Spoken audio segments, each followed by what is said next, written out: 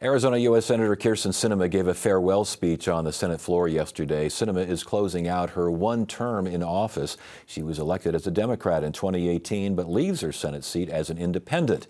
She also leaves with a complicated legacy. And to discuss that legacy, we welcome political strategist Wes Gullett of Nexus Strategy Group. Wes, good to see you. Thanks for joining us. See you too, Ted. 15-minute farewell speech, kind of defended the filibuster, was the highlight of the speech.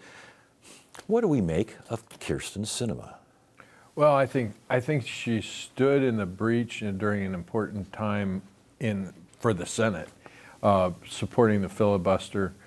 You know, the challenge with the filibuster is her legacy is that she defended it for 4 years, but my belief is it's going away soon. So I think that's going to be. I don't know that that's the legacy that you want to stand on right now, but I think that she was a maverick. I think that she tried to act in this tradition of Barry Goldwater and John McCain.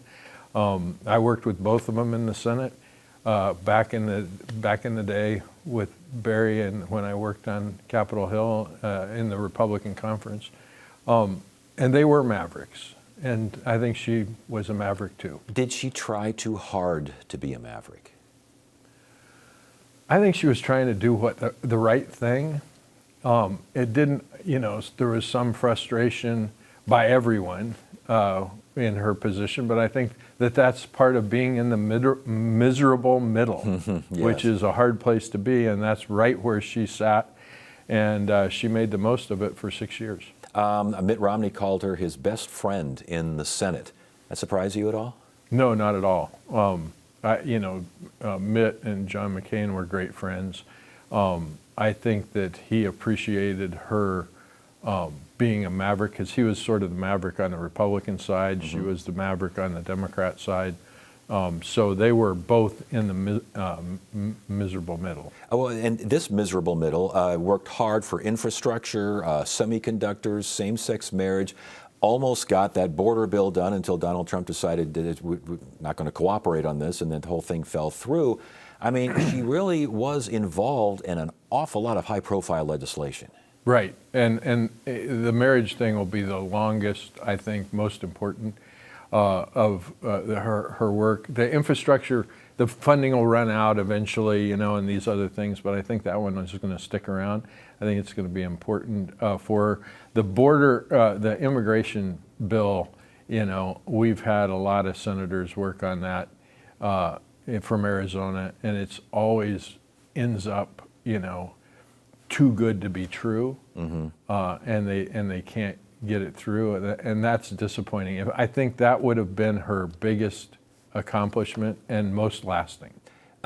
Being a maverick and being in the miserable middle, yet still a Democrat, don't you still have to be a little more, and I hate the word beholden, but at least understanding of the party that you ran with and for and in and represented for so long here in Arizona?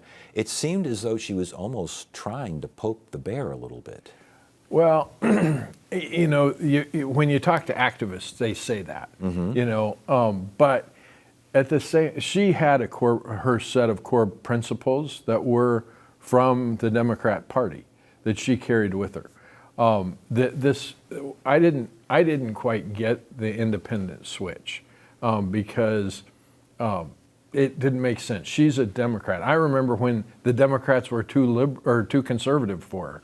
Back when she was in the Green Party. Yes, yeah. And I knew her then. So, I've known her most of her adult life. So, I was kind of surprised by that. But I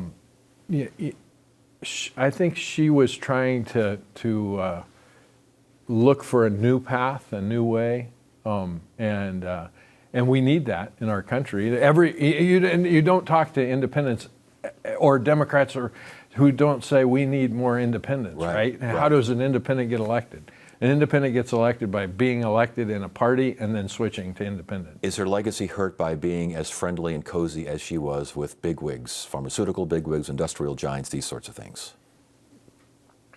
We'll see what the next chapter in her book is, because it may have paid off quite well. Well, what is the next chapter? Does she have a chapter? Will we see her in politics again? I think we'll see her in public policy. Interesting. And I think that she'll be important in public policy. I think she's got interest in energy. I think she's got interest in a lot of different areas, healthcare. And so I think we'll see her around. I hope it's not with the big pharmaceutical companies, because,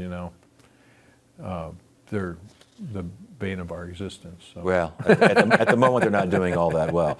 Political consultant Wes Gullett again talking about the legacy of United States Senator Kyrsten Sinema. Good to see you again. Thanks for joining us. You bet. Thank you for having me.